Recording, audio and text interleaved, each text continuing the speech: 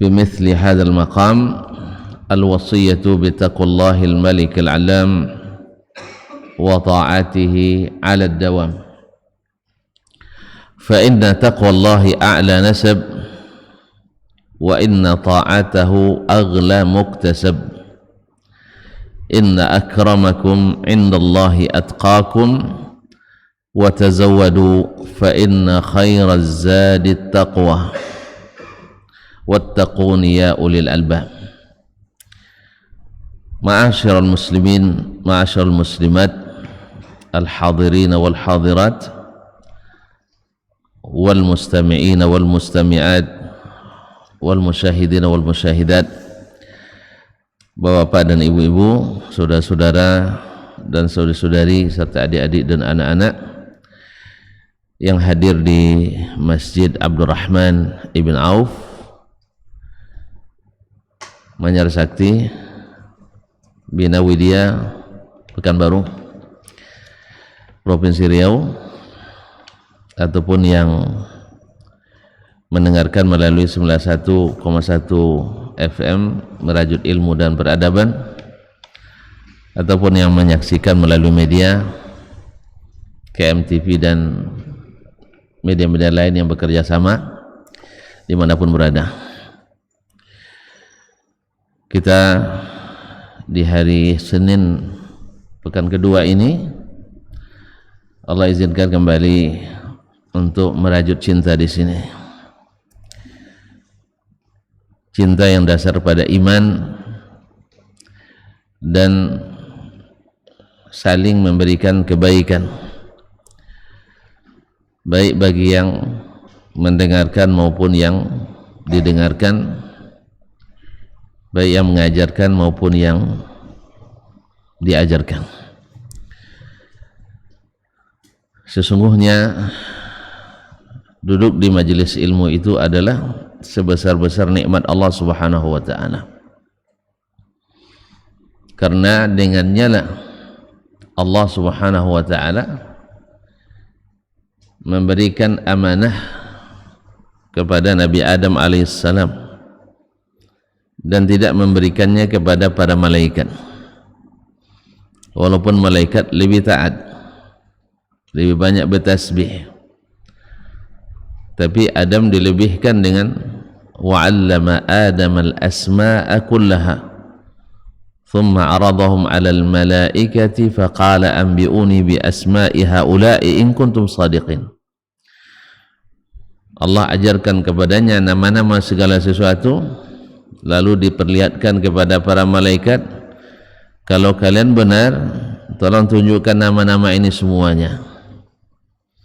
Kan tidak diajar sama Allah, tahu mereka? Tidak. Qalu subhanaka la ilma lana illa ma 'allamtana innaka antal alimul hakim. Maha suci engkau ya Rabbana, tidak ada ilmu kami kecuali yang engkau ajarkan. Sesungguhnya engkau maha mengetahui dan maha bijaksana. Ini Allah uji karena sebelumnya di saat Allah mengatakan akan menjadikan khalifah di atas permukaan bumi dari jenis manusia, malaikat yang sudah diberitahu Allah sebelumnya sifat manusia itu, suka apa manusia itu? Yufsiduna fil ard, suka buat binasa. Wa yasfikud dima, suka menumpahkan darah. Awak ketek-ketek ya, tapi puangnya tidak tanggung. Nah, awak kenek-kenek puangnya tidak tanggung. Itulah modelnya manusia itu. Badan kecil-kecil dibanding, tapi masya Allah perangnya banyak. Lalu Allah SWT mengatakan inni a'lamu ma la ta'lamun. Aku tidak, sesungguhnya aku mengetahui apa yang kalian tidak ketahui. Oleh itu bersyukur sekali kita karena kita bisa duduk di majelis ilmu. Ma'asyarul kiram dirahmati Allah SWT. Kenapa majelis ilmu? Karena orang berilmu itu kokoh atau kukuh, sedangkan orang yang kurang ilmu cenderung ragu, sehingga dia akan rapuh.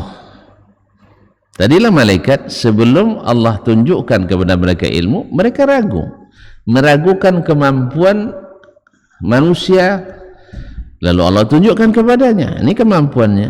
Akhirnya mereka mengakui, subhanaka la ilma lana illa ma 'allamtana innaka antal alimul hakim. Akhirnya luluslah kita jadi pemerintah di bumi ini. Gara-gara kelebihan yang Allah berikan, yaitu ilmu. Hampir tidak lulus kita, ya, hampir kita tidak lulus karena malaikat bilang, kenapa bumi itu diciptakan untuk apa? Untuk beribadah di atasnya. Padahal kita suka berbuat kerusakan. Kerusakan apa? Yang merusak ibadah tadi. Bukan hanya merusak alam, tidak, bahkan merusak ibadah, bahkan merusak tauhid, sampai-sampai manusia mensekutukan Allah di sini. Di mana? Bukan di masjid ini, maksudnya di atas bumi ini. Ma'asyarul kiram dirahmati Allah. Tuan-tuan mungkin sering mendengar di saat ada seorang yang sudah berdosa yang tak terhitung lagi dosanya, bahkan sampai membunuh orang 99 orang. Ramai kan? 99. Tentu yang namanya orang yang berbuat dosa tak akan pernah nyaman. Iya dah. Kalau tak percaya coba curi rawang kotak 4 tu dulu. Dosa apa nyaman? 10.000 aja lah. Tak akan pernah nyaman sampai mengembalikan. Ya, silakan coba nanti dipadamkan CCTV sementara dulu. Tapi pakai CCTV tu ya. Nah, masyaallah kiram, dah tak ada nyaman. Apalagi kalau dosanya sebanyak itu. Tak ada jenis dosa kecuali dia sudah lakukan. Termasuk membunuh 99 orang. Nyaman saya? Hah? Jangan 99 keluarga pula. Di tempat itu hanya 100 keluarga, berarti 99 orang mengintai dia, atau 99 keluarga. Akhirnya dia ingin bertobat kepada Allah SWT. Kalau orang bisa dia lawan, tapi kalau Allah tidak bisa.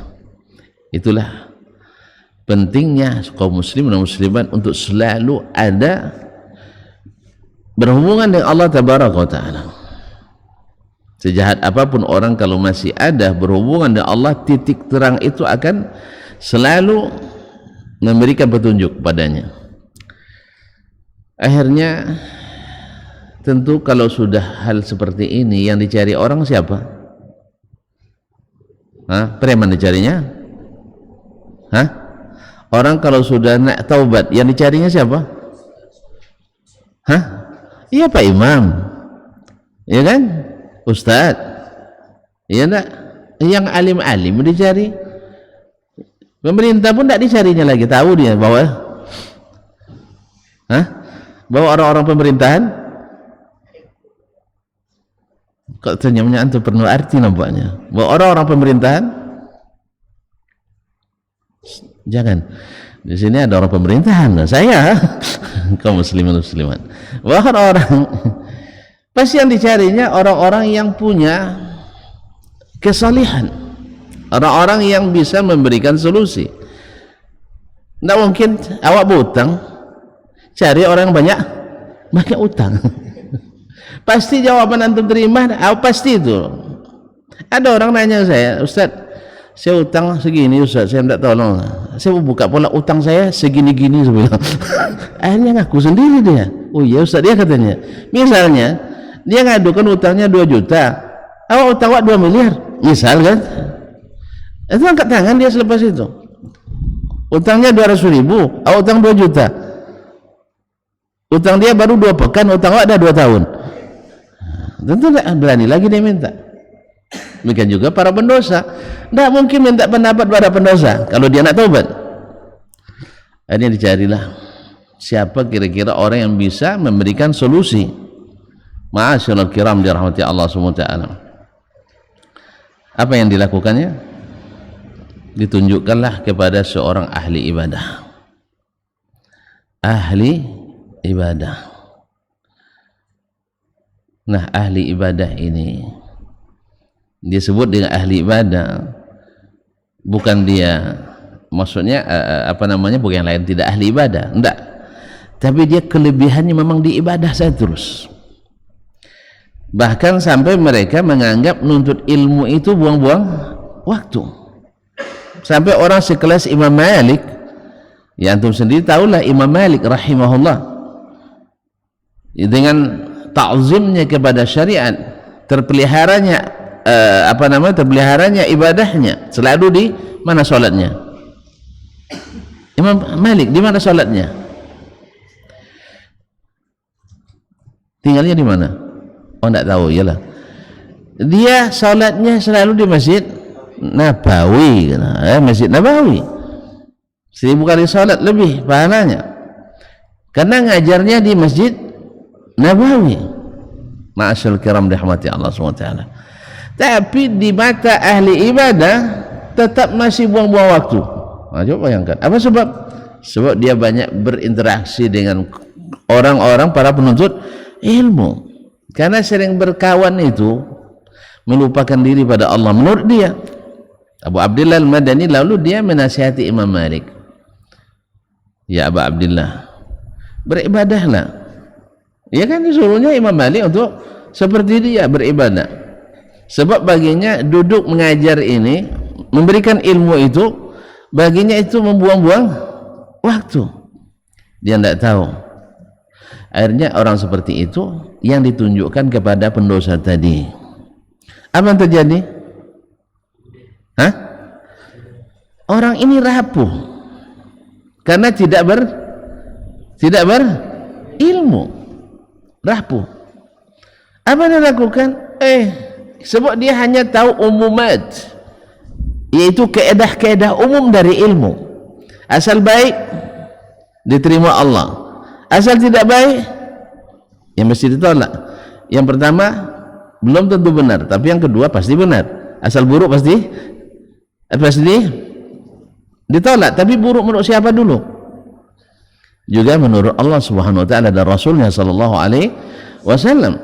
Sebab biasa saja buruk menurut kita di mata Allah itu yang baik. Apa contohnya? Tidak tahu contohnya. Saya kiai punya santriwati. Biasanya santriwati kalau ketemu kiai macam tidak pernah jadi kiai itu saya. Nah, salamin, cium apa? Tidak cium kaki? Anda cium tangan. Baik. Itu di mata kiai bagus atau tidak? Di mata kiainya bagus atau tidak? Baik. Di mata Allah? Tidak. Jelas? Sebaliknya, santriwati karena sudah mungkin dengar Ustaz Ridho ngaji itu kan, bahwa tidak boleh menyentuh tangan wanita yang tidak mahram. Sebab Nabi SAW tak pernah menyentuh tangan wanita yang tak halal baginya menyentuh. Baik. Lalu si perempuan agak santriwati tidak menyalami kiainya. Alasan tadi, bagi kiai ini baik apa buruk? Bagi kiai tidak disalami, tidak dicium tangannya, baik apa buruk? Buruk. Sah?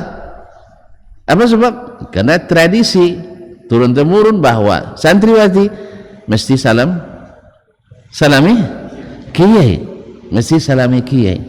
Walaupun setelah itu nanti ngurus kiai karena sudah diakad sama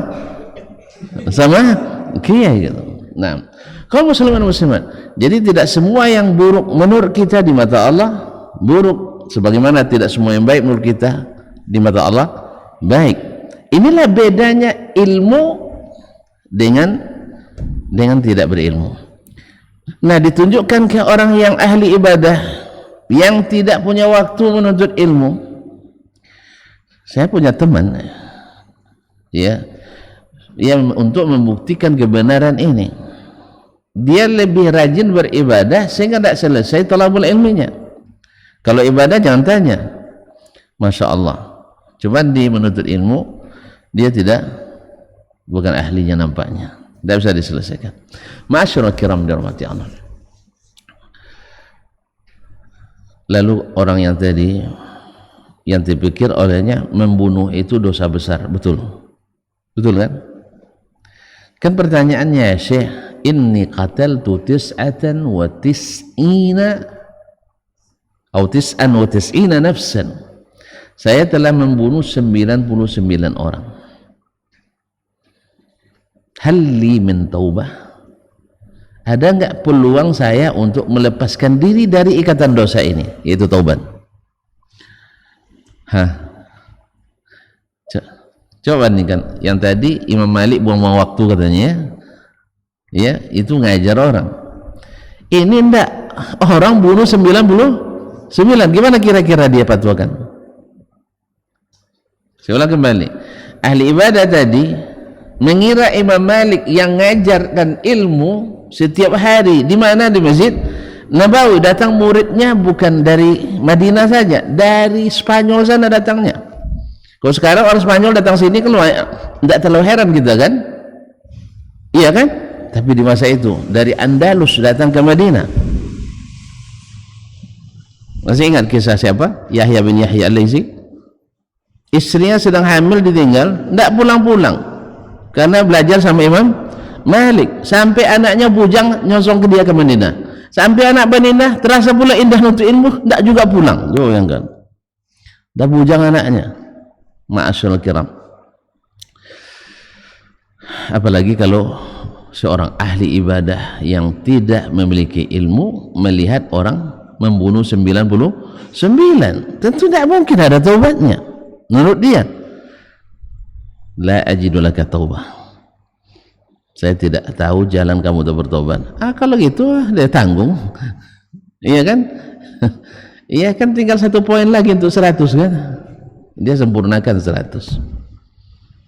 Ya, orang dalam keadaan kalut, lalu antum tak berikan solusi kecuali tambah takut, tambah kalut dia.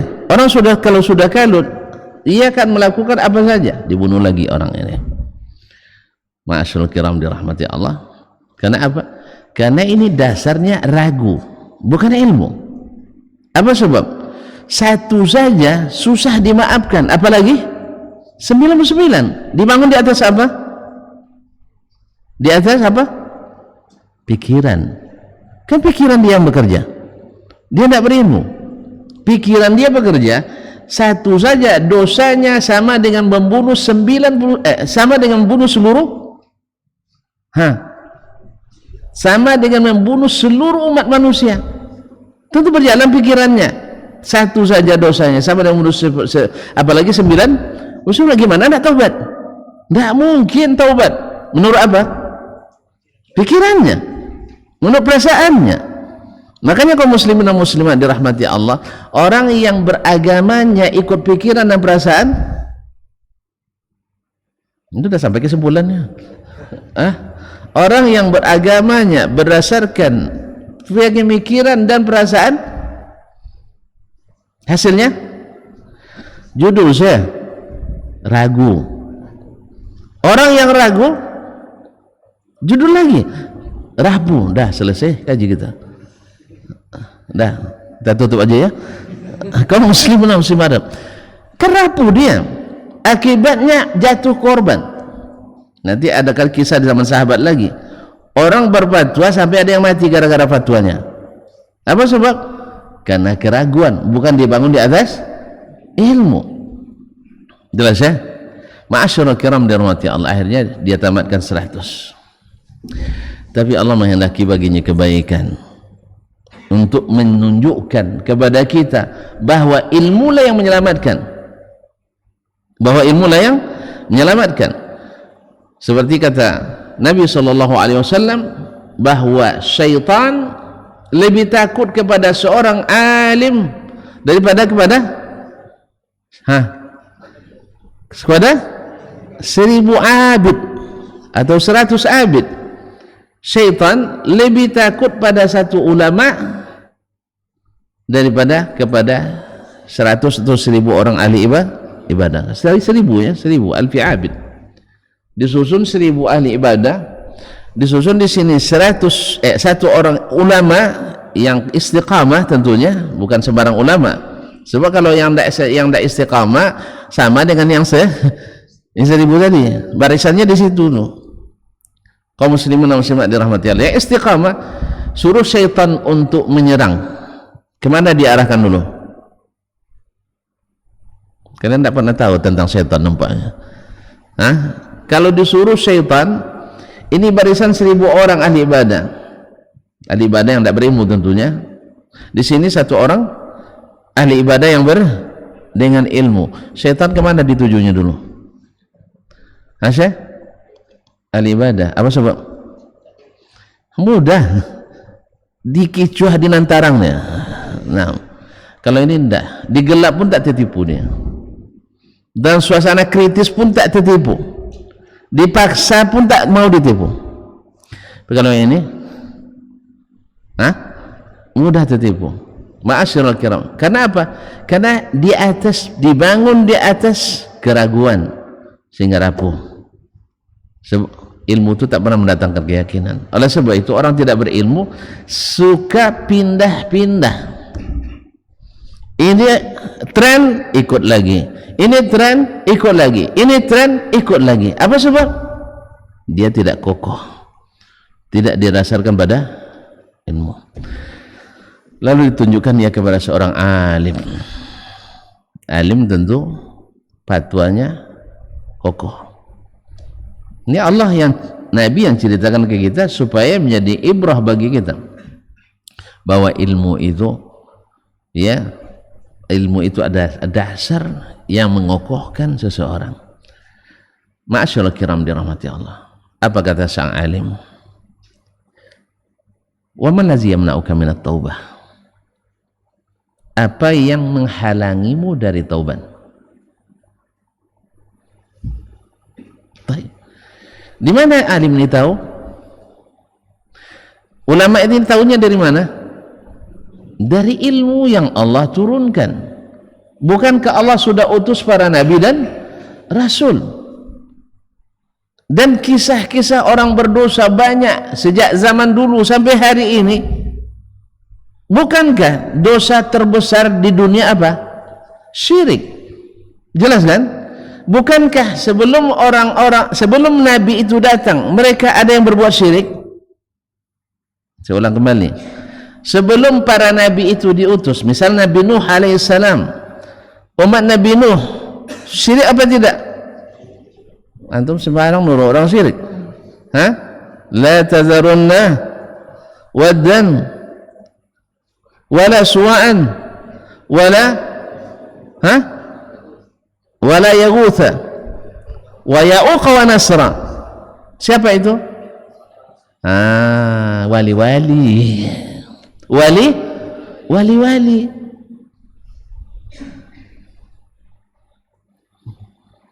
Iya tak?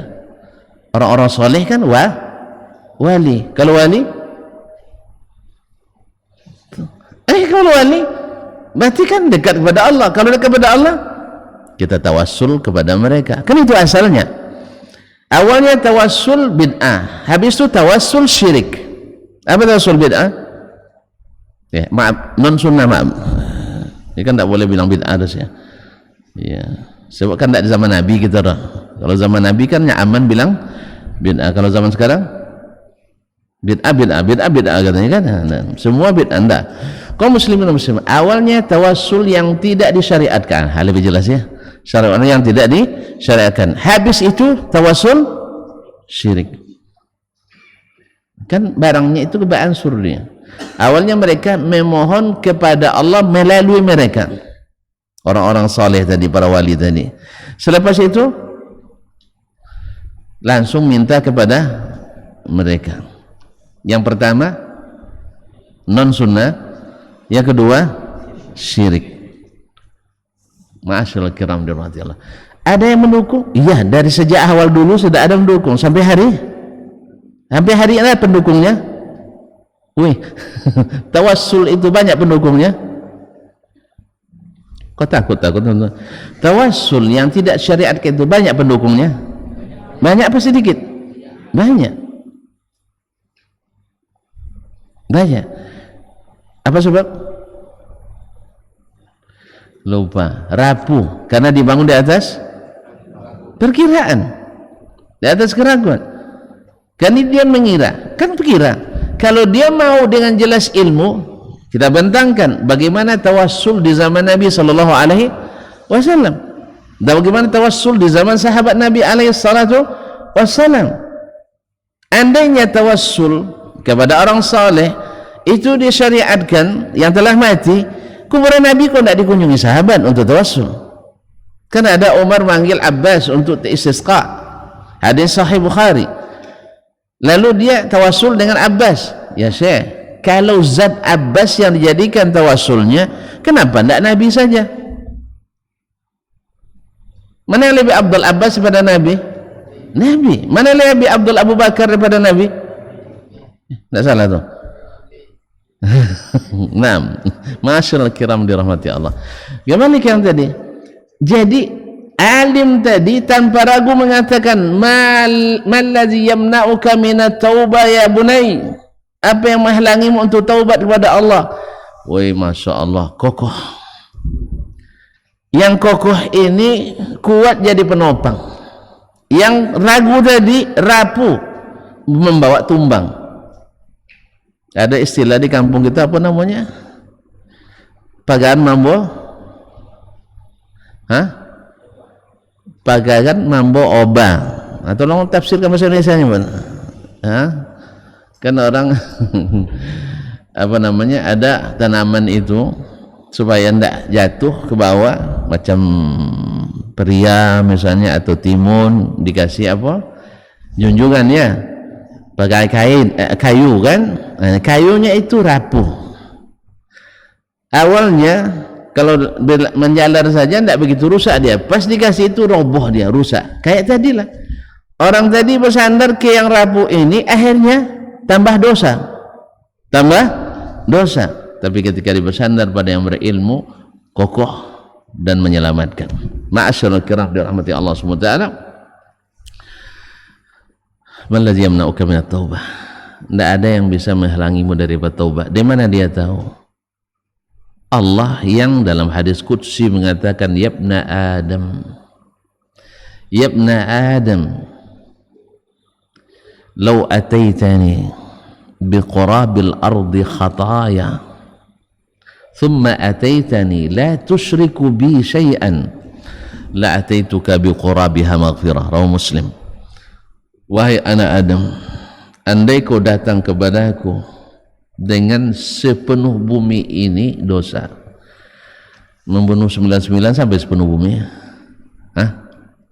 ya, andainya tidak ada selangkah pun, tidak ada setapak pun kecuali ada dosamu di situ, yarhamukallah, ya, lalu kau datang kepadaku tanpa menyekutukanku dengan sesuatu, aku siap memberikanmu ampunan sebesar itu pula.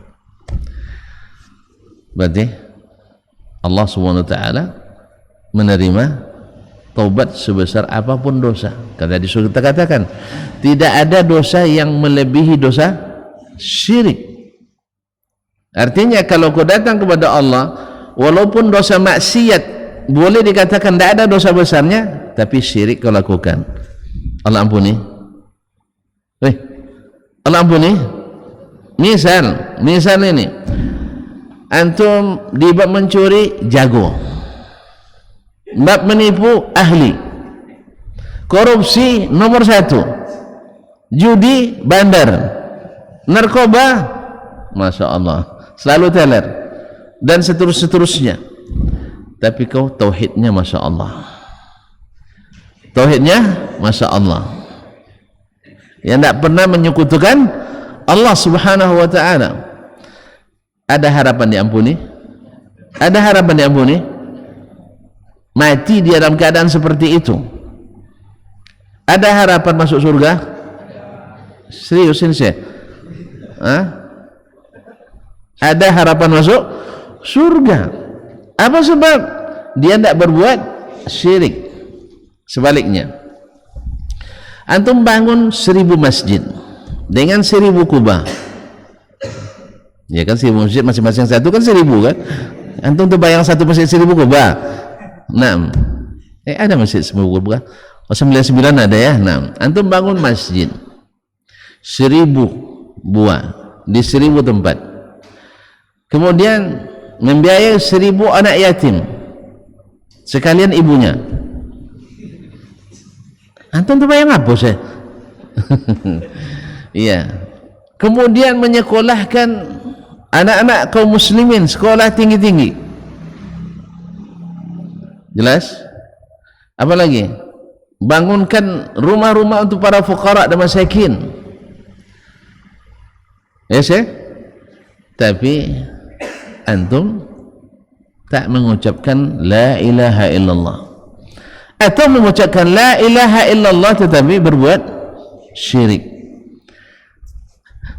Ada kemungkinan diampuni? Tidak. Wa qadimna ila ma amilu min amalin faja'alnahu haba'an mansura. Oleh itu ikhwani fillah, kaum muslimin dan muslimat dirahmati Allah, maka ilmu mengokohkan, sedangkan perkiraan yang hasilnya karena ragu. Anak antum mengira kan ragu.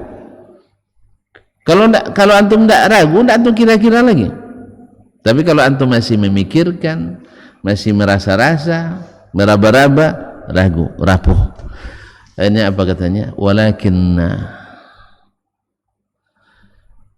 qaumaka allazi anta ma'ahum, kaum yang tempat kamu tinggal itu, li'anna al-balad allazi anta fihi qaumu su', itu isinya orang-orang buruk, jahat. Oleh sebab itu, izhab ila qaryati fulan atau kada fa inna fiha man qauman salihin ya'budun Allah, atau kama qala sallallahu alaihi wasallam, pergilah kampung itu karena di situ ada orang-orang saleh yang beribadah kepada Allah Subhanahu wa taala. Ma'asyiral kiram, akhirnya coba dia, orang ini selamat, yang berfatwa selamat, sedangkan yang tadi yang berfatwa tewas, yang diminta fatwa was-was. Nggak ada selesai masalah dengan keraguan, tapi selesai masalah dengan ilmu yang kokoh. Ma'asyiral kiram dirahmati Allah. Dalam suatu peperangan, salah seorang sahabat terluka.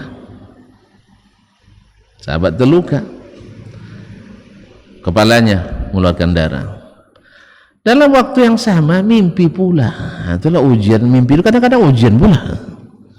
Ya, di dalam mimpi ini memang suka kita, tapi setelah mimpi musim dingin pula. Musim dingin. Tuan-tuan kan tidak pernah merasa musim dingin tuh kan? Paling dingin Bukit Tinggi, berapa lah dingin Bukit Tinggi itu? Berapa Celsius? 20 Pak. Ini enggak, kalau musim dingin itu 2 derajat Celsius. Iya. Awak 8 aja, sudah 8 lapis pula kain. Nah. Subhanallah. Tapi orang lain Masya Allah, saya waktu itu di Riyadh, waktu itu 8 derajat Celsius, awak berlapis-lapis kain kan, kawan berenang di kolam renang. Curiga saya. Akhirnya saya dapat informasi kalau masuk air tidak terlalu dingin. Akhirnya saya masuk pula ke dalam. Oh, ternyata tidak dingin. Tapi lepas itu itu masalahnya kaum muslimin. Dalam air itu memang rupanya tidak dingin. Jadi untuk kedinginannya masuk aja. Nah, lalu mereka bertanya kepada para sahabat yang lain, yang kawan-kawannya tidak bertanya kepada pimpinan, tidak bertanya kepada, kan biasanya kan ada ulamanya ikut, tidak bertanya sekawan-kawan satu regu dulu. Macam kita misalnya, ya mungkin sekolah membuat suatu rihla kan, atau mukhayyam misalnya, kan dibagi per kelompok ya Pak ya, kelompok orang tua ini, kelompok ini kelompok ini. Mimpi kawan tuh, Misal kita kata orang bulan sari bulan kemarin misalnya kan kami bagi kelompok tuh, ada yang berilmu dalam, ada yang tidak kan, orang umum aja. Mimpi kawan, apa tanya ke kawan-kawan yang di situ aja, ini dingin nih kawan, saya terluka, boleh nggak saya ada nggak solusi tanpa mandi? Nengok kawan itu tak bilang enggak, ma'ajidullah ka uzran, antu harus mandi juga, mandi lihat matinya. La haula wala quwata illa billah. Ini sampai ke Nabi SAW, Nabi marah besar. Halla sa'alu, kenapa mereka tidak bertanya? Qataluhu qatalahumullah, mereka menyebabkan kematiannya. Sampai Nabi mendoakan qatalahumullah. Ma'asyur kiram dirahmati Allah, batal ya kalau hanya mengikut perkiraan, rapuh. Oleh itu kaum muslimin dan muslimat, di sini jelas sekali bahwasanya ilmu itu mengokohkan. Oleh sebab itu Allah menyebut orang-orang yang berilmu itu dengan ar-rasikhuna fil ilmi. Ya, ar-rasikhuna fil ilmi, mereka tak tergoyahkan oleh berbagai syubhat.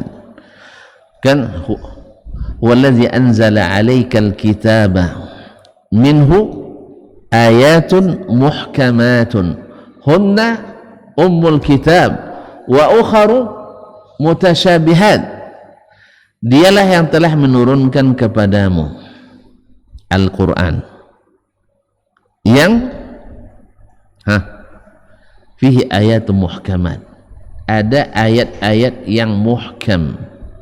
Hunna ummul kitab, itulah isi dominan Al-Quran, semuanya muhkamat. Wa ukhar mutasyabihat, ada sedikit yang mutasyabihat. Lihat ini, subhanallah, memang Allah kan menguji kita. Kalau dibuat muhkamat semua kan lulus semua, tapi ketika ada sebagian mutasyabihat, yang menentukan mutasyabihat itu sendiri ya ada dengan perasaan dan pikiran, dan ada melalui ilmu yang diwariskan. Lalu Allah katakan, فَأَمَّا الَّذِينَ فِي قُلُوبِهِمْ زَيْغٌ فَيَتَّبِعُونَ مَا تَشَابَهَ مِنْهُ, orang-orang yang cenderung hatinya melenceng, menyimpang, apa yang diikutinya? فَيَتَّبِعُونَ مَا تَشَابَهَ مِنْهُ, dia mengikuti yang mutasyabihat, mengikuti yang mutasyabihat. Apa tujuannya? Ibtigha'al fitnah wa ibtigha'a ta'wilih, ya, karena ingin menimbulkan fitnah dan mencari-cari takwilnya. Wa amma warasikhuna fil ilmi, warasikhuna fil ilmi, tidak ada apa lagi, yaquluna amanna bihi, orang-orang yang kokoh ilmunya berkata amanna bihi, kami beriman kepadanya, kami tidak mencari-cari takwilnya, kami tak mencari fitnah. Apapun yang diberitakan, kami yakini sesuai yang diberitakan, bukan mencari-cari takwil sesuai yang kami perkirakan. Ini masalahnya. Makanya orang-orang yang selamat, generasi sahabat, ya, generasi sahabat, masya Allah, generasi yang semua anggotanya selamat. Catat tulisan, generasi sahabat semua anggotanya selamat dari terendus aliran sesat. Sedangkan generasi setelah sahabat tidak ada satu generasi pun yang seluruh personilnya selamat.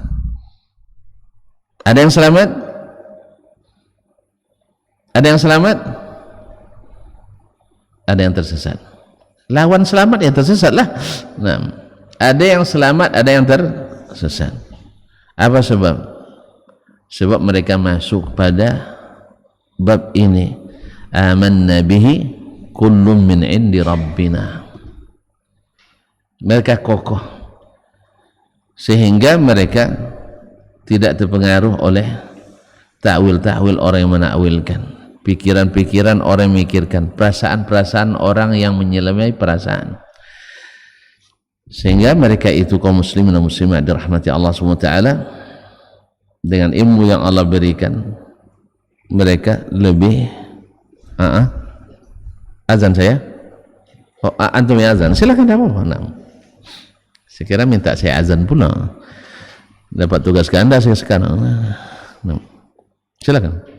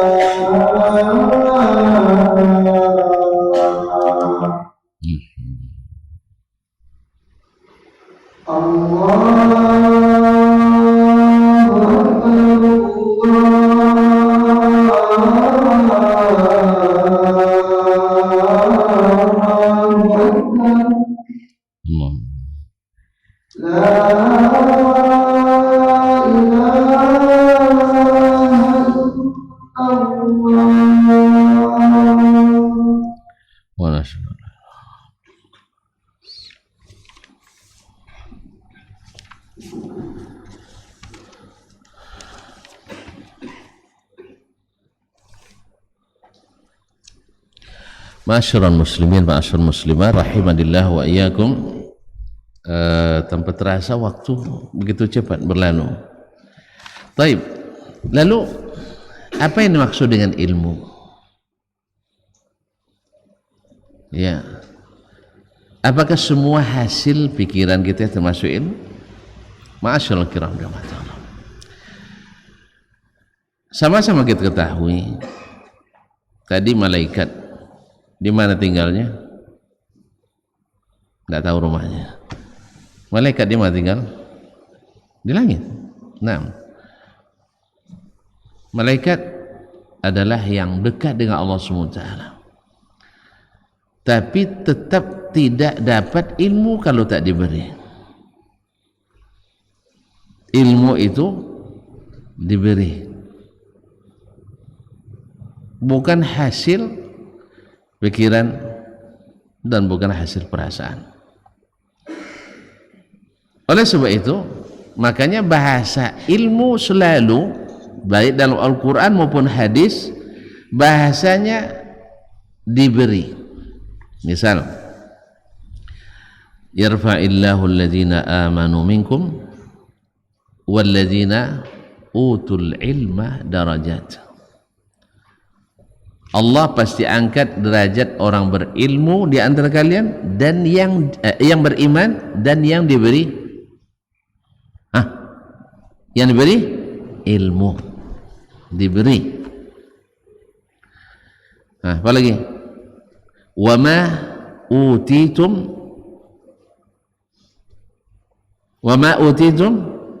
minal ilmi illa qalila. Kalian tidak diberi ilmu kecuali sedikit. Tadi berkata malaikat, la ilma lana illa ma 'allamtana innaka antal alimul hakim. Oleh sebab itu Nabi katakan ilmu itu innamal ilmu bitta'allum. Ilmu itu mesti dengan belajar, bukan dengan dipikirkan. Jelas ya? Nah, dulu Nabi sallallahu alaihi wasallam sebelum beliau mendapatkan wahyu,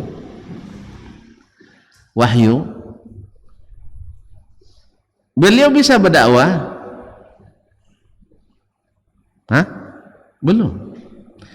Tahu dia kerusakan Makkah? Tahu dia?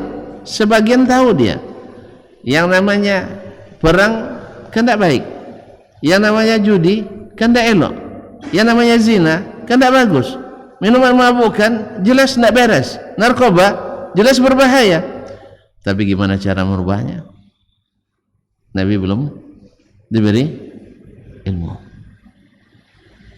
Makanya kaum muslimin dan muslimat dirahmati Allah, orang-orang jahiliyah dulu, saya nak nanya, menurut antum Abu Bakar pintar enggak? Pintar ya? Abu Jahal? Enggak pintar? Ya Syekh, kalau diukur IQ lebih tinggi dari IQ antum. Antum suka berdagang? Belum. Ngapain sukanya? Berjalan? Minum makan angin? Abu Jahal sampai dagangannya ke Romawi. Itu bisa orang-orang tidak pintar tuh. Hebat nggak dia? Hebat nggak? Hubungan dagangnya kalau sempat Dasman punya dagangan ekspor impor, nggak usah dulu ke Amerika, ke Malaysia aja antum sudah banyak bawa proposal ke saya tuh. Iya kan? Woi. Atau kalau antum nak berdagang, kalau buat seminar motivasi untuk jadi pedagang sukses, pasti ngundang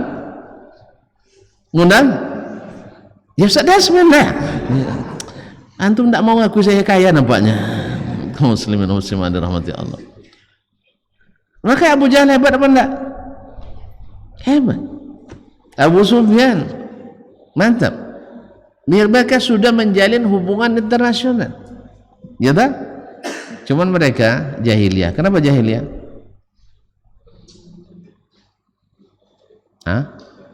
Tidak berilmu, mantap. Tidak berilmu.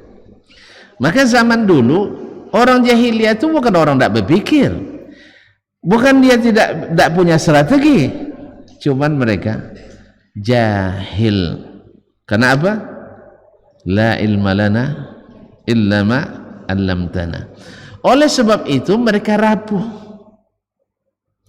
Nampak oleh siapa yang bawa berhala pertama ke Makkah?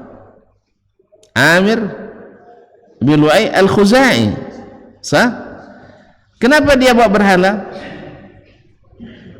Karena perjalanan dinasnya SPPD ke perjalanan dagang ekspedisinya ke Romawi, ke Syam, perjalanannya sebulan tuh dalam menempuh perjalanan. Dilihatnya gereja di sana. Gereja tentu ada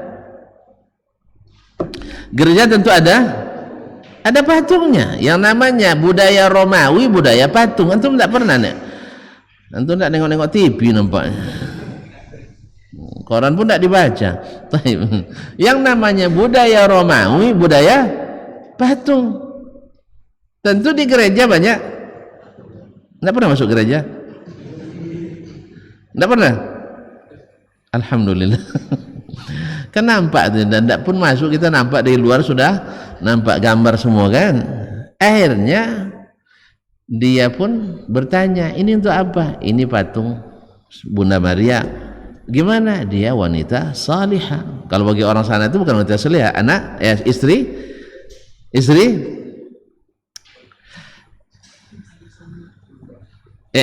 suami ya istri Tuhan kan, Tuhan ibu, Tuhan bapak. Antum dikira taib. Nah, akhirnya mereka pun bawa patung pulang.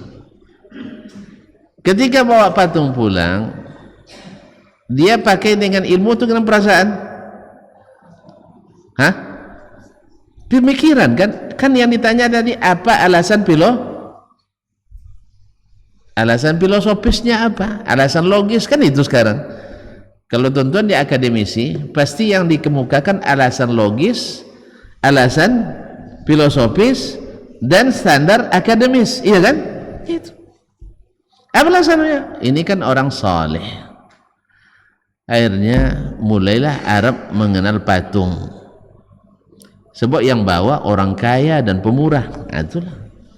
Ini kalau banyak kuasai pun ekonomi, tapi tidak bertauhid, hancur juga umat ini. Kuasai pun politik tapi tidak bertauhid, hancur juga umat ini. Jelas ya? Antum kalau sempat jadi presiden tapi tidak bertauhid, antum akan menghidupkan budaya-budaya,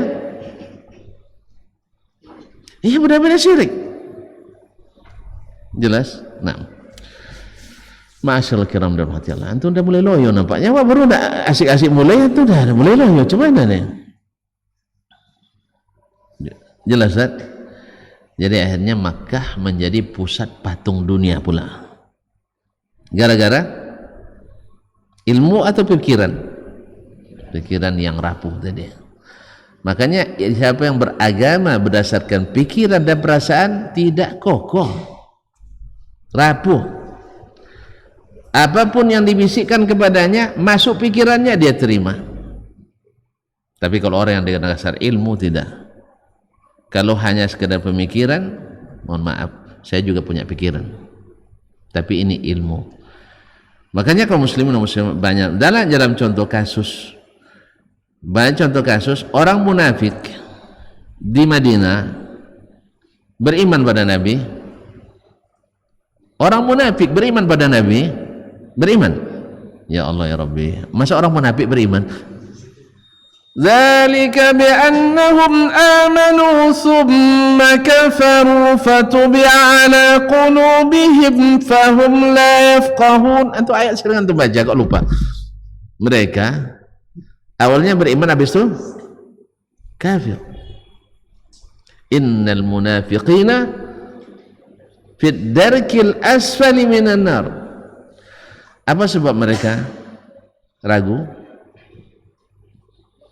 Tidak menerima ilmu, masuk kanan keluar kiri. Makanya di saat menurut pikiran mereka di perang Uhud 3.000 lawan 1.000, umat Islam pasti kalah. Mereka pun menarik diri dari pasukan di tengah jalan. Rupanya salah pikir dan salah kira. Ternyata Nabi dan para sahabat masih tidak semangat lagi nampaknya. Di perang Uhud Nabi mati. Tidak, harapan mereka Nabi 3.000 lawan 1.000. Coba di sini 30, di sana 10. Ayo. Dalam pikiran mereka, bayangan mereka, perasaan mereka, habis Nabi dengan persenjataan itu. Maka Allah. Tapi ternyata mereka salah kira. Nah, makanya setelah perang Uhud di Jumat pertama, Abdullah bin Ubay nak ambil posisi lagi di sini untuk mengembalikan, mengiklankan kita cinta Nabi sallallahu alaihi wasallam. Bila itu dia sebelum Nabi naik mimbar, ini Rasulullah SAW, kita harus dukung, harus kita dan sebagainya. Mantap ke bunyinya kan? Tapi orang dah paham, ditarik sarungnya, duduk mas, kami dah tahu. Jangan belagu lagi. Makanya kalau orang yang suka dusta disebut belagu. Makanya cinta Nabi dengan lagu-lagu banyak. Kalau mencintai Nabi hanya dengan lagu banyak dustanya. Makanya kalau ada orang pendusta, sudah mulai dia bercerita, pasti orang bilang jangan dengarkan itu, suka berlagu tuh katanya. Suka berlagu. Kenapa? Lagu itu suka? Ya saya suka berdusta. Kan dia bilang dalam lagunya, hanya engkau di hatiku. Ini mandang ke situ. Iya kan? La ilaha illallah Muhammadur Rasulullah. Kaum muslimin dan muslimat. Jadi orang jahiliyah itu bukan tidak berpikir, bukan tidak berperasaan, justru karena perasaan itulah mereka tersesatkan. Rasa-rasanya ini bagus, mereka ikuti, buat pula aturan baru. Kira-kira dipikirkannya, menurut pikirannya ini elok, lalu mereka putuskan pula sebagai suatu keputusan. Nah, siapa yang dasar daripada agamanya hanya berdasarkan pikiran, berdasarkan perasaan, pasti tidak kokoh. Apa sebab? Karena pikiran itu dasar utamanya meragukan. Dasar utamanya meragukan. Ya kan? Iya enggak? Kan ada, antum pernah belajar filsafat enggak? Pernah? Coba kaidah umum filsafat. Enggak lulus nampaknya. Bahwa filsafat dimulai dengan ragu, betul kan?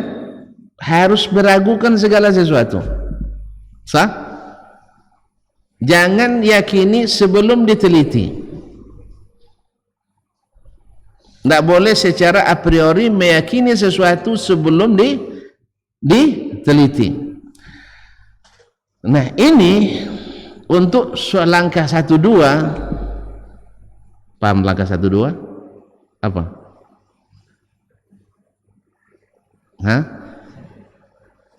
Masih bisa ditengok, masih bisa diraba, atau masih bisa diserupakan, analogikan. Berarti sudah 2 langkah kan? Antum belum tamat nampaknya belajarnya. Sesuatu itu kan ada 3 dimensi. Nampak, ya kan? Yang kedua, melihat sesuatu yang mirip. Ini berlaku analogi, kias. Yang ketiga, tidak nampak, tidak bisa dikiaskan, tidak ada padanannya. Bisa diteliti, bisa diteliti, tidak bisa. Akhirnya mereka menggunakan pikiran. Yang pikiran cenderung ragu. Ragu itulah yang membuat dia rapuh. Dilihat Dasman cerdas, ini mantap nih. Ya kan, doktor dari Muarajalai. Masa tidak tahu untuk kampung saya? Nah, doktor dari Muarajalai. Nah, ini hebat nih. Tiba-tiba datang pula dokter lain yang lebih ganteng, lebih, masya Allah, lebih beretorika, lebih mantap. Oh, berubah lagi ikut.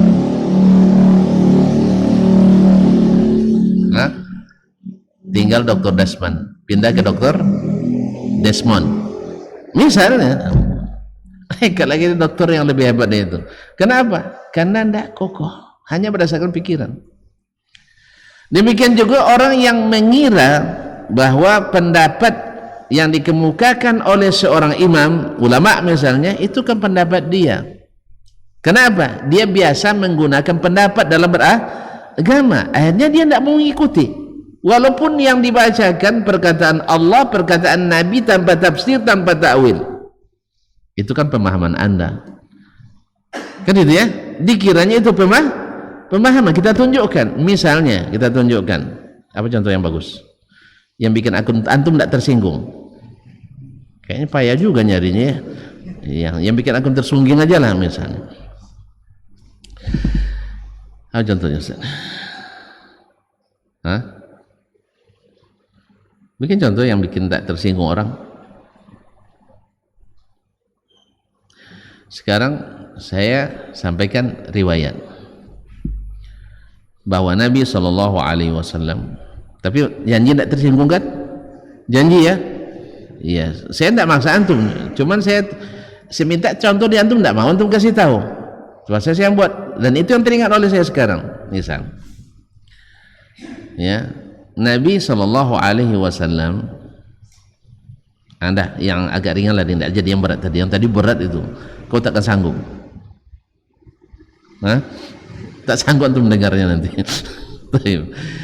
Contoh yang tadi aja lah, bahwa saya menyampaikan bahwa Nabi tak pernah bersalaman dengan wanita yang bukan mahramnya.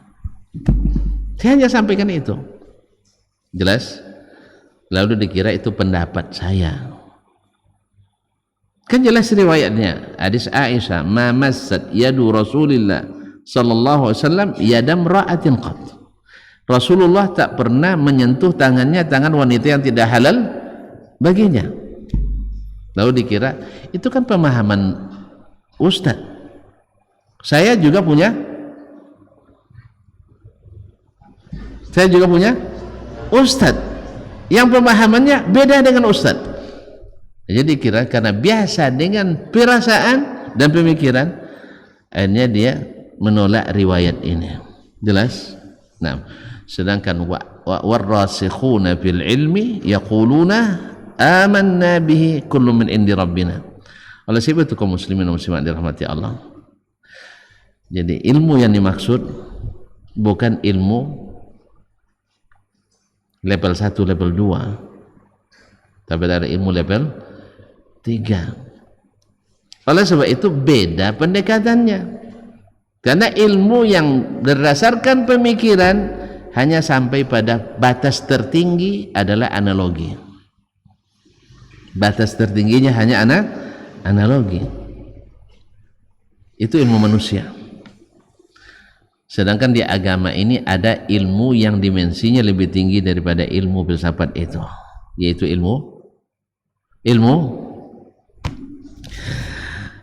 wahyu. Ilmu wahyu. Oleh sebab itu pendekatan pemikiran ragu dulu sampai diteliti. Kalau pendekatan ilmu wahyu wajib yakin supaya dapat ilmu. Kalau tidak, zalikal kitabu la raiba fihi hudan lil muttaqin. Inilah Alkitab yang tak ada keraguan padanya, menjadi petunjuk bagi orang yang bertakwa. Siapa orang bertakwa? Alladzina yu'minuna bil ghaibi, dan seterusnya. Jelas? Oleh sebab itulah metode belajarnya sahabat kepada Nabi SAW, tolong dicatat, kunna nata'allamul iman qabla an nata'allamal Qur'an.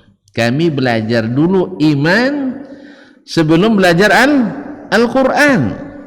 Jadi disuruh dulu pelajari bahwa apapun yang turun dalam Al-Quran wajib beriman. Sebab apa?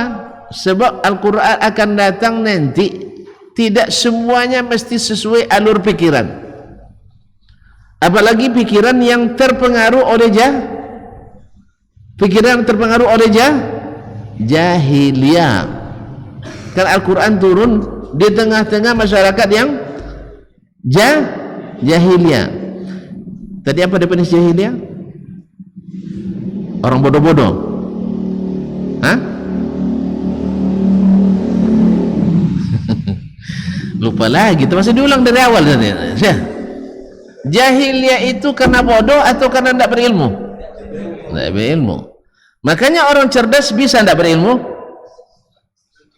Orang cerdas bisa tidak berilmu? Bisa.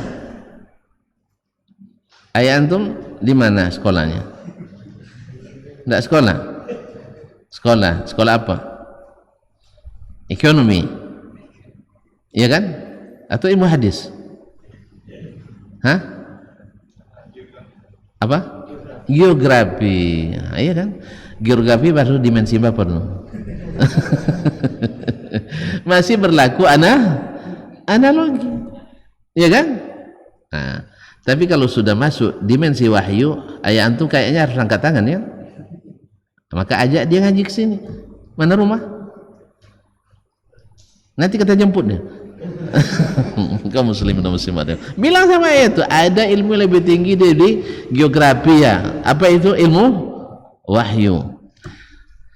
Nah, kalau ilmu geografi mau ngaji antum ragukan dulu. Apa sebab? Karena bisa diukur, bisa dilihat, bisa dilaporkan, bisa diobservasi, ya kan? Bisa diinvestigasi. Tapi kalau antum sudah bercerita tentang Allah,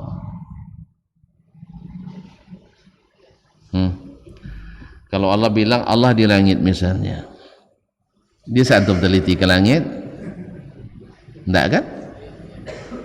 Taib. Bisa antum analogikan dengan yang di bumi? Enggak boleh juga. Nah, disinilah mulai terjadi penyimpangan pemikiran dalam beragama. Di saat orang menjadikan berita langit diukur dengan dimensi bumi. Di saat mengenal yang bukan alam dengan ukuran alam, makanya rapuh. Karena dimulai dengan ragu, ujungnya bimbang. Jadi penelitian awalnya ragu, ujungnya bimbang. Apa sebab? Nak pergi meneliti ke langit, tidak ada biayanya, tidak ada alat transportasinya, tidak bikin SPPD, APBN pun tidak cukup untuk satu perjalanan. Jelas? Jelas, Ustaz? Bicara tentang malaikat misalnya, ada yang bertanya ke Ustaz, Ustaz, yang mewafatkan orang itu kan malaikat maut, betul? Ini kisah nyata ini. Ternyata nanya ke saya, awak terperanjat juga dengar awal-awalnya kan? Awak malas menggunakan logika-logika mentah itu tidak mau kita. Tapi karena dia bertanya dengan logika, ya saya jawab juga ada logika. Alhamdulillah lumayan logika saya masih jalan loh. Nah, ya itu kalau nak ukur EQ saya silakan aja, tidak ada masalah. Kalaupun saya tidak akan masalah. Maklum saya dah tua, itu masih muda kan. Nah, kaum muslimin dan muslimat dirahmati Allah. Di jam 8 pagi tadi ada orang meninggal di Siak. Untung tidak dibilangnya di Los Angeles. Di Siak gitu. Di jam yang sama, menit yang sama, detik yang sama, orang meninggal di Pekanbaru. Gimana tuh Ustaz katanya? Ada yang bisa jawab? Tolong jawab. Antum kalau kan ini kan pemikiran dia nih kan, kalau dia tetap pakai pikiran dan pendekatan pemikiran masalah ini, dia tidak yakin nanti itu. Jelas? Ya, karena cara berpikirnya keliru. Dia membayangkan malaikat mau naik travel. Itu masalahnya. Karena dia ngukur malaikat dengan manusia, iya kan? Pasti ke sana perginya. Coba kalau diukur malaikat dengan malaikat, pasti klop. Cuman dia tidak pernah jumpa malaikat. Itu masalahnya. Nak wawancara langsung dengan malaikat tidak kelas. Kan tidak ada yang bisa wawancara langsung dengan malaikat. Maka saya jawab, mohon maaf nak ya, dia mahasiswi kan, Ustaz tidak pernah jumpa malaikat maut. Nantilah kalau udah ketemu nanti saya tanyakan. Iya kan? Kan yang namanya penelitian yang berkaitan dengan kepribadian, kita harus, kalau bukan library research, ya pustaka tulisan yang dia tinggalkan atau wawancara langsung, iya kan? Iya kan? Harus kita ada komprehensi dengan dia. Nah, tulisan tentang malaikat banyak. Jelas? Tapi wawancara langsung dengan malaikat maut belum ada. Nah, besoklah kalau Ustaz dah jumpa, Ustaz nak nanya nanti. Nah, cuman di mana kita nak jumpa lagi? Sebab yang sudah jumpa malaikat maut tidak balik lagi sebenarnya. Kan itu ya kan?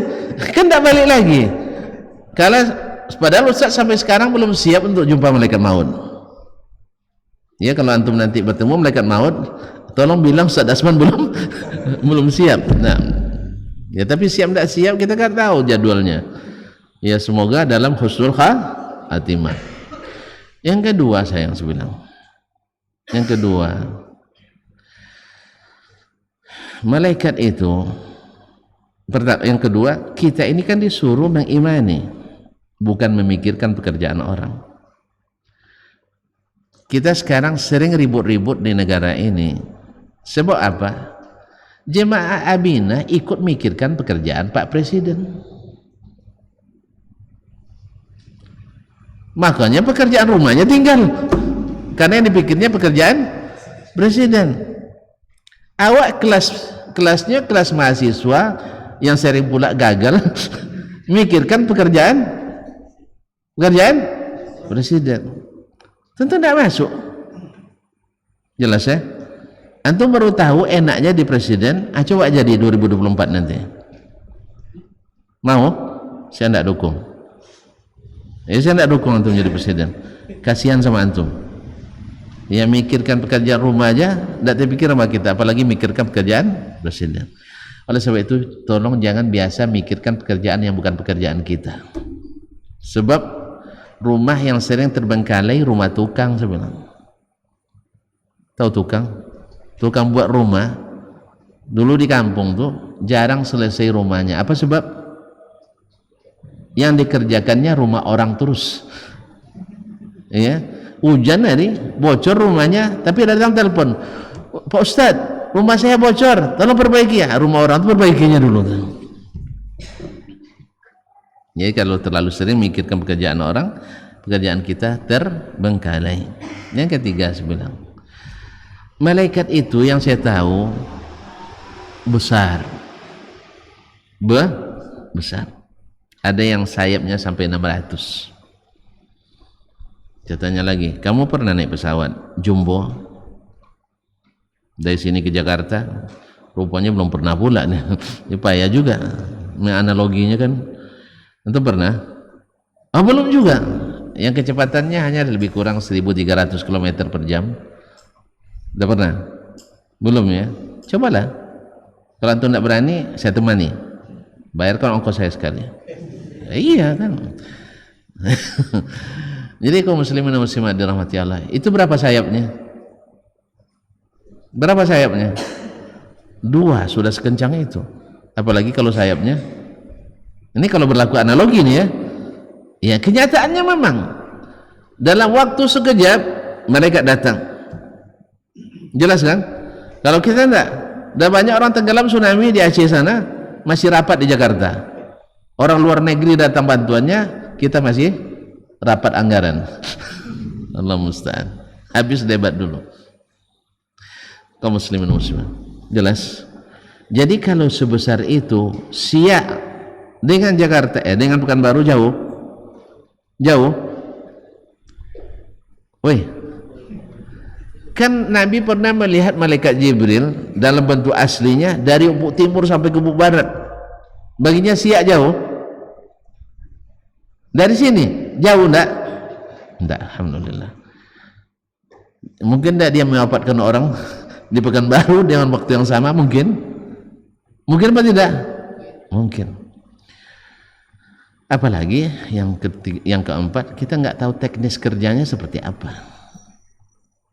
Mungkin dia pakai remote, kayak si Rara pakai remote hujan kan? Iya, cuman matikan tak pandai dia. Harusnya dimatikan remote-nya, tapi tak pandai, akhirnya hujannya merendam sirkuit. Allah musta'an. Kaum muslimin muslimat dirahmati Allah. Ini malaikat kerjanya seperti apa? Lalu akhirnya terpaksa juga supaya analogi.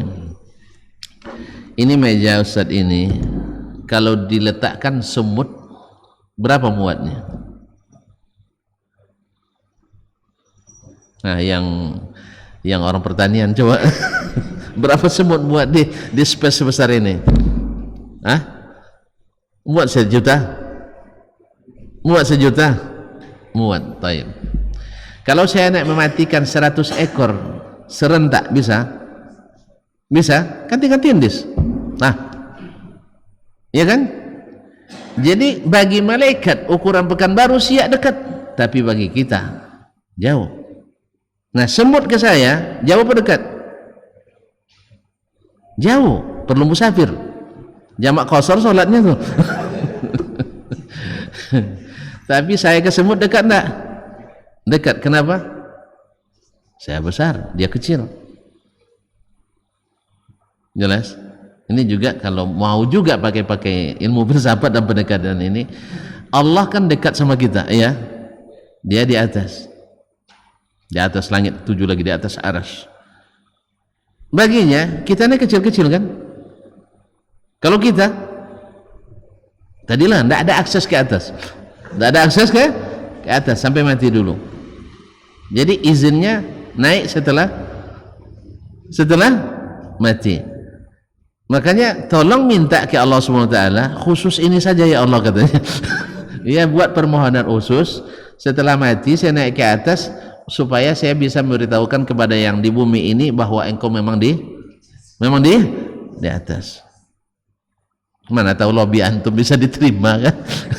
Nah, tapi yang jelas Allah sudah putuskan 50.000 tahun sebelum diciptakan langit dan bumi, siapa yang mati tak balik lagi kecuali dengan izinnya.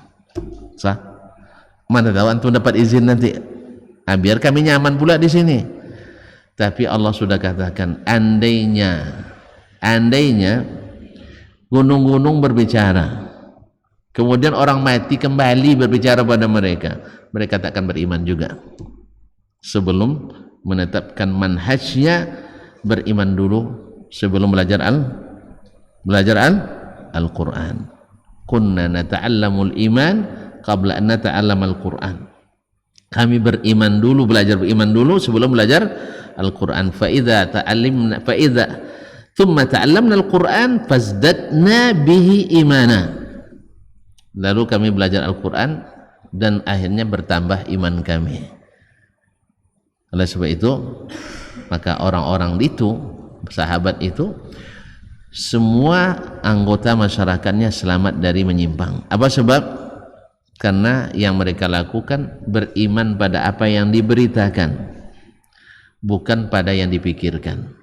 Ingat tuh ya, ingat tuh, beriman pada apa yang diberitakan, bukan pada yang dipikirkan. Kalau Allah beritakan dia di atas, lalu pikiran antum mengatakan tidak mungkin di atas, maka buang pikiran antum itu, imani seperti yang diberitakan. Jelas? Ini tidak, antum pikir pula kalau di atas mesti bertempat, butuh pada yang di bawah. Antum lihat sendiri langit aja di atas tidak butuh pada yang di bawah. Masa Allah yang di atas butuh pada yang di bawah?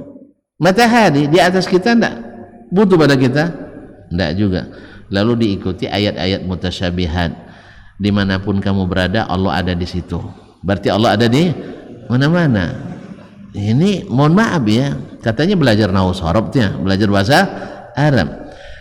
Antum pergi pas matahari terbit, matahari setengah hari nanti, naik pesawat dari sini, kemana aja lah pergi antum, matahari tetap bersama kita enggak? Tetap bersama kita? Tetap. Taib. Yang bersama antum tuh cahayanya atau mataharinya? Antum gendong mataharinya? Hah? Enggak? Ya Syekh, Tahu tidak panasnya matahari? Tanya Mas ini, berapa? Matahari berapa panasnya? Tapi ayahnya ahli geografi kan bumi cuma. Masuk ilmu matahari enggak ya? Tanya sama ayah nanti berapa panasnya. Kabar-kabarnya saya tidak tahu betul. Kan perkiraan juga kan. Ya perkiraan orang lebih kurang 60.000 derajat Celcius. Hawa di Pekanbaru berapa sekarang? Hah? 35. Begitu banyak kipas panas juga tuh. Tambah lagi Ustaz lama pula ceramahnya. Tambah terasa panasnya. Kaum muslimin dan muslimat dirahmati Allah. Jadi pendekatan imanlah yang membuat kita ilmunya kokoh, bukan pendekatan pikiran dan perasaan yang justru membuat kita rapuh. Karena apa? Pikiran selalu meragukan, perasaan selalu meragukan. Betul kan? Mau bukti terakhir nih, mau nikah enggak? Sekarang? Kenapa? Pikirnya ragu. Karena yang terpikir olehnya payah, gitu kan? Itulah masalahnya. Sama dengan orang ketika Allah memberitakan tentang dirinya. Misalnya tadi Allah di atas arsy, terpikir olehnya payah. Terpikir olehnya nanti serupa dengan makhluk, iya kan? Sebab setiap yang di atas membutuhkan yang di bawah. Hukum apa ini? Hukum alam. Allah alam apa bukan? Allah alam apa bukan? Ya bukan alam. Masa antum tempatkan Allah di alam? Jelas? Makanya keliru cara berpikirnya. Oleh sebab itu dimensinya beda tadi kan? Oleh sebab itu tidak berlaku langkah 1, langkah 2, tapi kita sudah masuk ke langkah 3, yaitu melalui berita yang pasti benar. Sederhana saja, tapi bisa memisah jalan, satu ke surga, satu ke neraka. Mohon maaf ya, Abu Jahal tidak mau beriman kecuali yang sesuai pikirannya. Nabi turun Isra Mi'raj, lalu dia pikirkan tidak mungkin. Apa sebab? Ilmu analoginya jalan. Apa sebab? Kami sudah sering ke Baitul Maqdis, ke Masjidil Aqsa, sebulan waang semalam, mana bisa temo? Jelas? Tetapi dibawanya Abu Bakar berpikir cara yang sama. Abu Bakar kalau secara yang sama jadi Abu Jahal juga dia. Abu Bakar mengatakan, siapa yang mengatakan? Itu Muhammad. Kalau Nabi Muhammad yang bilang, yang lebih dia itu saya yakini. Apalagi yang itu kecil itu. Iya, dia kabarkan Allah di atas arsy, saya percaya. Kamu aja yang tidak mau. Apa sebab? Kamu berpikir, kamu mendekatinya dengan pemikiran. Kalau saya mendekatinya dengan iman, tentu beda lah hasilnya. Beda hasilnya. Akhirnya jadilah Abu Jahal mengingkari Isra dan Mi'raj. Apa hukum mengingkari Isra Mi'raj?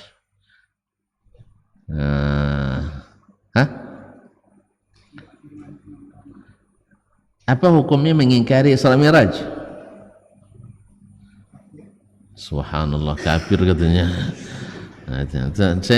Dia bilang tuh saya enggak. Iya. Kalau maknanya dia mengingkari Al-Quran yang mengatakan Subhanalladzi asra bi'abdihi lailan minal masjidil haram, kafir dia. Jelas? Tapi kalau dia kena subuhat misalnya, bukan karena ada itu kan, bukan menolak ayat, tapi subuhatnya yang pergi hanya ruh Nabi saja misalnya kan banyak subuhatnya di sini. Kalau itu tidak kita kafirkan, jelas. Tapi kalau dia ingkari kejadian itu dan ayat dah jelas, hadisnya mutawatir dalam masalah ini, lalu dia ingkari, ya keluar dari Islam. Jelas. Akhirnya Abu Jahal selamat dengan pikirannya, betul? Tidak kualat dengan pikirannya. Oleh sebab itu kaum muslimin muslimat, kenapa sahabat selamat? Karena mereka membenarkan berita, mengikuti perintah. Generasi setelahnya ada yang selamat, ada yang tidak. Yang ikut metode sahabat selamat. Ada berita dia benarkan, ada perintah dia kerjakan, ada larangan dia jauhi.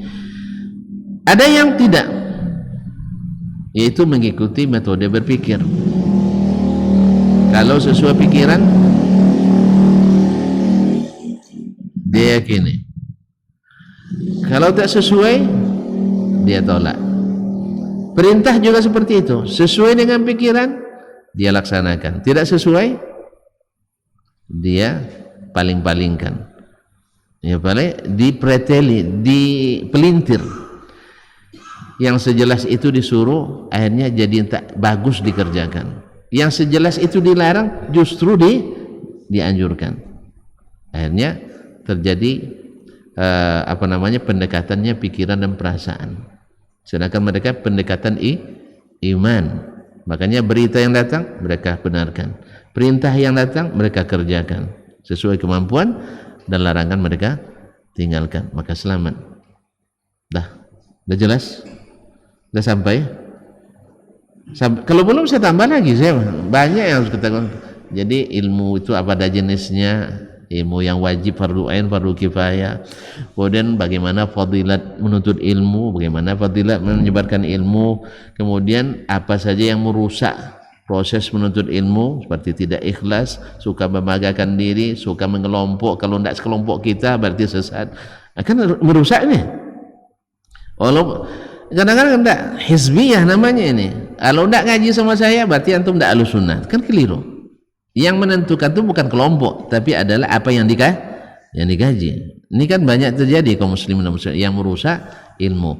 Kemudian tarafu sudah mulai meninggi, baik kepada orang awam maupun kepada ulama yang lain. Ya, siapalah dia dan sebagainya. Akhirnya merendahkan orang. Ini diantara banyak merusak ilmu kita, sehingga tidak mau lagi belajar. Apa sebab? Dalam belajar sudah mana itu S1 nya ke S3 nya kan? Tidak. Kaum muslimin dan muslimat, saya melihat banyak profesor doktor di majelis Masjid Nabawi itu masih belajar sama mantan muridnya. Dia yang dulu bimbing skripsinya, tapi karena dia jadi syekh besar, profesor duduk di majelisnya. Awak bau nak belajar S1, duduk di samping profesor.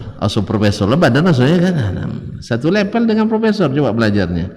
Tapi begitulah mereka menghargai ilmu, sehingga tidak bangga dengan gelar, tak selesai dengan strata, tapi selamanya berada di majelis ilmu. Kalau sudah begini kaum muslimin muslimat, tidak ada lagi batas-batas usia, tidak ada lagi batas-batas strata. Yang namanya majelis ilmu selalu membuat kita senang dan selalu membuat kita tenang. Wallahu ta'ala alam. Cukuplah gitu dulu ya, kan sudah nampak gambarnya sudah, bahwa ilmu yang benar kokoh orangnya, sedangkan ilmu yang dibangun di atas pikiran dan perasaan rapuh, dan karena dia berdasarkan pada ragu. Coba lihat, pada dasarnya semuanya meragukan. Datang berita diragukan, lalu diteliti. Itu seperti kata beliau tadi, pendekatannya pendekatan pemikiran. Padahal Nabi mengajarkan kita pendekatan iman. Makanya Iqra ayat pertama turun kan Iqra, bukan untuk berpikir, enggak. Oh, tapi kan disuruh pikir, betul. Siapa yang pulang enggak? Makanya saya jawab. Setiap orang berilmu pasti berpikir. Setiap orang berilmu pasti berpikir. Enggak berpikir saya, menghafal Al-Fatihah berpikir enggak? Berpikir kita. Apalagi ya kan berpikir kita. Tapi orang berpikir belum tentu berilmu. Oleh sebab itu, mana yang tinggi pikiran daripada ilmu? Oleh sebab itu, kalau tuan-tuan misalnya menyusun kurikulum sebuah lembaga pendidikan, ini yang harus kedepankan, menjadikan ilmu atau menjadikan pemikir. Sebab mana yang lebih mahal, ulama daripada pemikir? Mana yang lebih mahal? Bukan gajinya Ustaz, nilainya. Kalau gajinya sekarang pemikir lebih ditinggikan. Itu ya jelas, kalau gaji sekarang memang pemikir lebih tinggi gajinya. Allah musta'an. Baiklah kaum muslimin semua, kita tutup sampai di sini ya. Tidak ada pertanyaan ya? Kan sudah jelas katanya tadi. Antum sudah bilang sudah jelas, iya kan? Dah. Jadi dekat ilmu itu dengan keyakinan, ya, dengan keimanan, bukan dengan dasar pemikiran. Karena kalau antum sudah beriman pasti berpikir. Tapi kalau berpikir belum tentu beriman. Tak boleh dipikir. Allah Ta'ala yang mengatakan, masa untuk pikir lagi. Kalau sempat, tadi kan mau nikah tadi kan, datang turun Al-Quran misalnya, antum menikah sekarang, ragu juga? Ragu juga? Seulang. Andainya antum di zaman Nabi sekarang, lalu turun ayat menyuruh siapa namanya? Dimas saat ini harus menikah, antum ragu? Kalau ragu belum beriman tuh saya. Karena orang ragu tak akan beriman. Kalau perintah sami'na wa ta'na.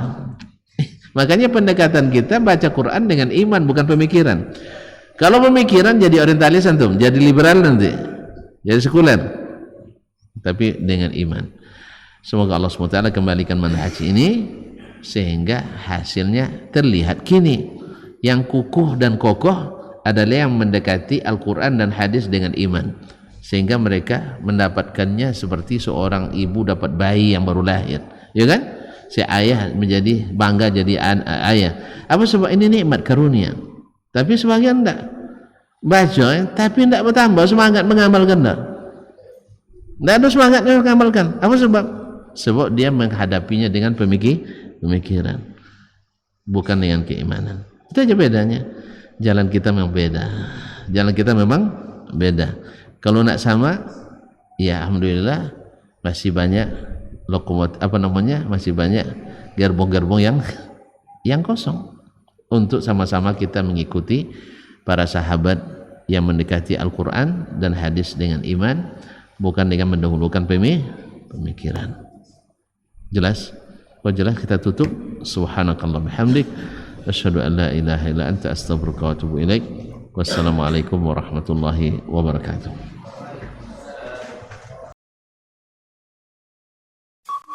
Dr. Dasman Yaya Ma'ali LCMA Hafizahullah, Dr. Helmi Basri LCMA Hafizahullah, Dr. Hidayatullah Ismail LCMA Hafizahullah.